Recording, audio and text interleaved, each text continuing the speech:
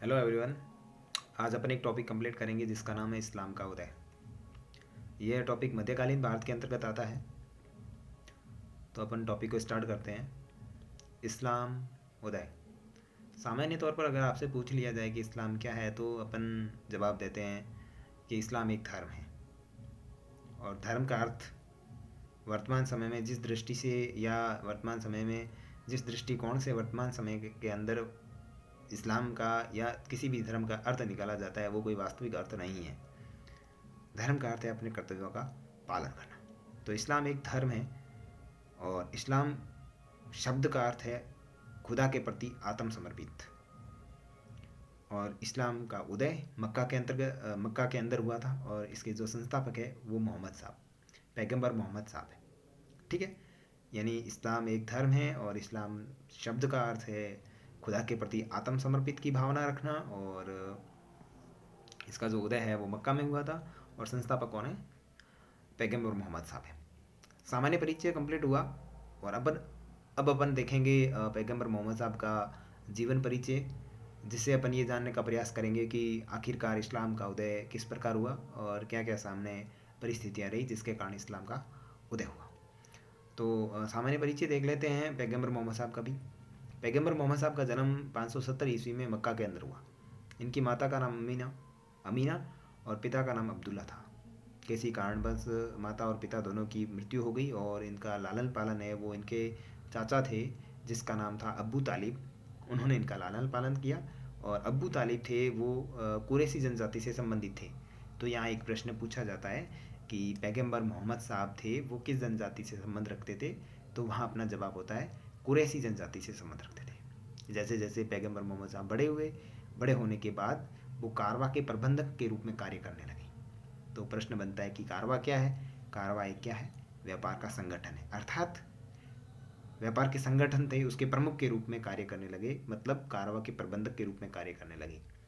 जब मोहम्मद साहब की 25 वर्ष की आयु हो गई तो उनकी घर में शादी की बात चली और जब शादी की बात चली तो उन्होंने 25 वर्ष की उम्र में एक 40 वर्षीय धनी परिवार की महिला थी जिनका नाम था खदीजा, उससे उन्होंने क्या कर ली?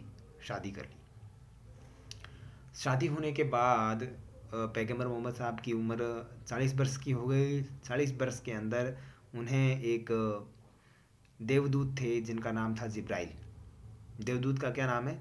देवदूत का नाम है जिब्राइल से उन्हें उपदेश प्राप्त हुए और उपदेश प्राप्त होने के बाद में पैगंबर मोहम्मद साहब नबी अथवा रसूल कहलाए जाने लगे। यहाँ थोड़ी चीज़ों को देखना।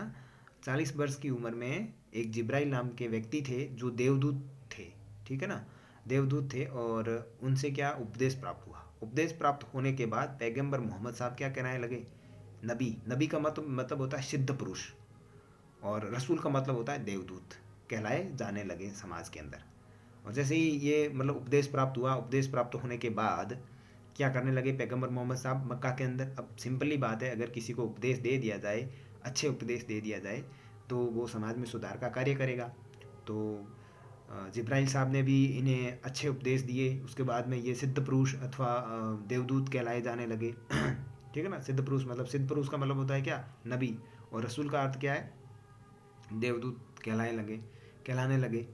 उसके बाद क्या हुआ कि समाज में उन्होंने धीरे धीरे सुधार करना प्रयास किया। सुधार का प्रयास किया अर्थात मक्का के अंदर क्या है, एक तो उन्होंने कार्य किया अंधविश्वास को मिटाने का और दूसरा काम किया मूर्ति पूजा का घोर विरोध किया और तीसरा इन्होंने क्या कार्य किया? एकेश्वरवाद का प्रारंभ किया या एकेश्वरवाद को स्थापित करने का प्रयास किया। तो यहाँ चीज़ें देखिए कि उन्हें नबी या रसूल कहलाने लगने के बाद में उन्होंने मक्का के अंतर्गत एक तो मूर्ति पूजा का विरोध किया, अंधविश्वास को दूर हटाने का प्रयास किया और एकेश्वरवाद की धारणा को स्थापित किया। एकेश्वरवाद का मतलब है ईश्वर एक है, इसकी धारणा को स्थापित किया। इसके बाद में क्या हुआ, बीच में एक घटना घटित हुई। जो कारवा जनजाति है उसका प्रमुख था, सॉरी कारवा जनजाति नहीं है, कारवा व्यापार का प्रबंधन ग्रुप है, लेकिन कुरैशी जनजाति है। कुरैशी जनजाति का जो प्रमुख था वो हट गया था, उसकी जगह कोई नया आया था जिसका नाम है अबू जहल। तो अबू जहल ने क्या किया, अबू जहल जिस प्रकार उसका जहल नाम है, उसने जहर की तरह ही कार्य किया और उसने पूरे मक्का के ऊपर अपना नियंत्रण स्थापित कर लिया और अपनी जोर मर्जी चलाने लगा। जब जोर मर्जी चलाने लगा और इन्होंने मोहम्मद साहब ने आवाज़ उठाई तो मोहम्मद साहब को वहाँ पे इसने संरक्षण नहीं दिया, बाहर निकालने की कोशिश की। तो उस टाइम ऐसी हालत देख करके मोहम्मद साहब वहाँ से सब कुछ छोड़ छाड़ के मदीना चले गए। कब ये बात है, 622 ईसा पूर्व की, 622 ईस्वी की, पूर्व नहीं ईस्वी की बात है। उस टाइम जब मक्का से मदीना जब गए मोहम्मद साहब, तो क्या कहलाया, हिजरत कहलाया। मोहम्मद साहब का मक्का से मदीना जाना क्या कहलाया, हिजरत कहलाया। और इसी दिन हिजरी संवत की स्थापना होती है।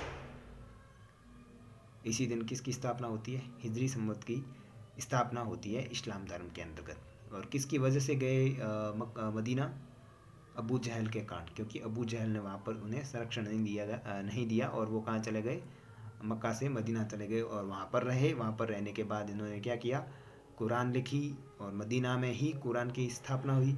कुरान की स्थापना होने के पश्चात वो वहीं पे ही रह रहे थे।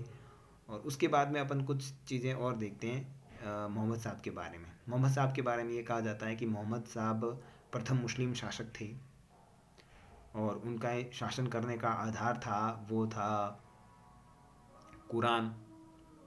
ठीक है ना, प्रथम मुस्लिम शासक माने जाते थे और उनके शासन करने का जो आधार था वो कुरान था।